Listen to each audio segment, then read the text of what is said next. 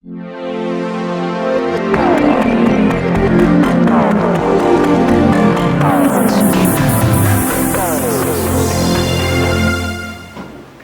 lagi dengan saya, Aziz.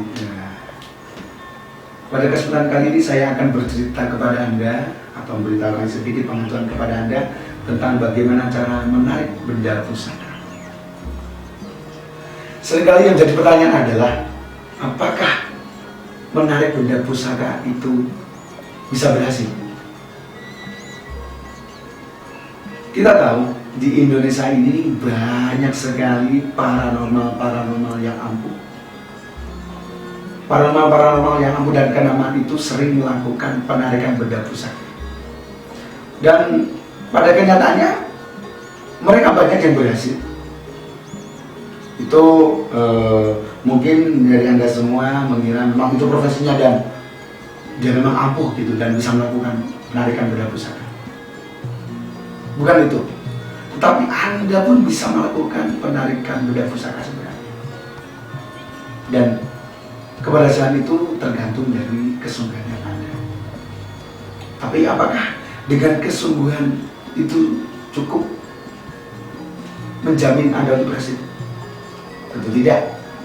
Maka pada kesempatan kali ini saya akan memberitahukan kepada Anda sepengetahuan saya mengenai cara menarik benda pusaka. Oke.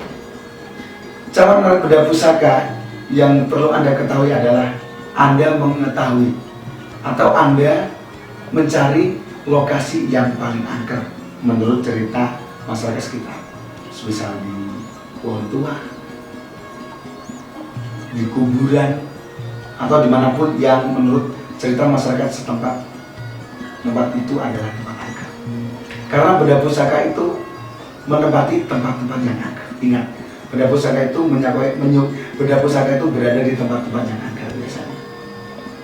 Dan selanjutnya adalah Anda harus memilih tempat atau lokasi yang tanahnya gembur atau sedikit ada bebatuan.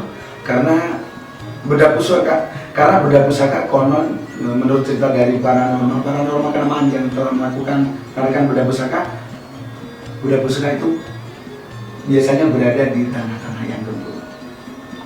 Dan yang ketiga adalah Anda harus memilih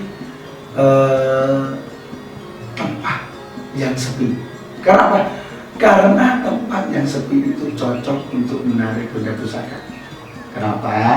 Karena kita butuh ketenangan untuk melakukan ritual.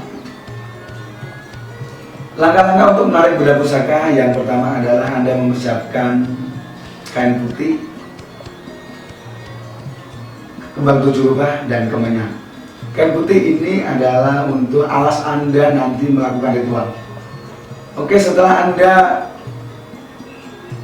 mempersiapkan kain putih yang Anda gunakan sebagai alas, kembang tujuh rupa, dan kemenyan, lalu lakukanlah ritual tersebut. Gunakan kain putih itu untuk alas duduk Anda. Kemudian taburi kain putih itu dengan kembang tujuh rupa. Lalu bakarlah kemenyan. Dan kemudian tenangkan pikiran Anda sebagaimana Anda bermeditasi. Pada ritual ini Anda duduk bersila sebagaimana Anda bermeditasi. Kemudian Anda mengucapkan salam atau mengatakan sesuatu yang sopan. Karena Anda di situ baru memulai untuk proses atau ritual penarikan benda pusaka. Istilahnya Anda mengetuk pintu terdahulu. Biasanya benda bertua itu ada penjaganya. Nah, di situ Anda memulai untuk mengucapkan salam dan Anda minta restu untuk melakukan penarikan benda pusaka. Jika Anda pada waktu melakukan ritual tersebut Anda merasakan ngantuk, Anda merasakan ngantuk yang luar biasa, itu adalah efek sampingnya. Tetapi itu bukan berarti Anda gagal. Karena jika nanti Anda benar-benar tertidur atau Anda ingin tidur, silakan Anda tidur aja. Dan biasanya nanti dalam tidur Anda akan bermimpi. Dan pada mimpi Anda pasti biasanya Anda akan didatangi oleh sosok penunggu di tempat tersebut. Bisa jadi sosok yang hadir dalam mimpi Anda tadi akan memberitahukan kepada Anda cara-caranya bagaimana untuk mendapatkan benda pusaka tersebut. Dan kemungkinan kedua, bisa jadi Anda akan dikasih secara langsung, secara cuma-cuma benda pusaka tersebut. Dan yang ketiga, bahkan Anda tidak bermimpi apa-apa, tidak mendapatkan petunjuk, atau Anda tidak akan bertemu dengan penjaga tempat tersebut. Bisa jadi itu belum jodoh Anda dan Anda gagal.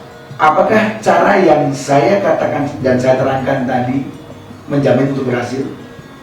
Belum tentu berhasil. Karena keberhasilan itu tergantung niat sungguh-sungguh dari diri Anda sendiri. Untuk lebih jelasnya, silakan Anda klik link yang ada di video ini. Oke, sekian dulu dari saya dan semoga berhasil.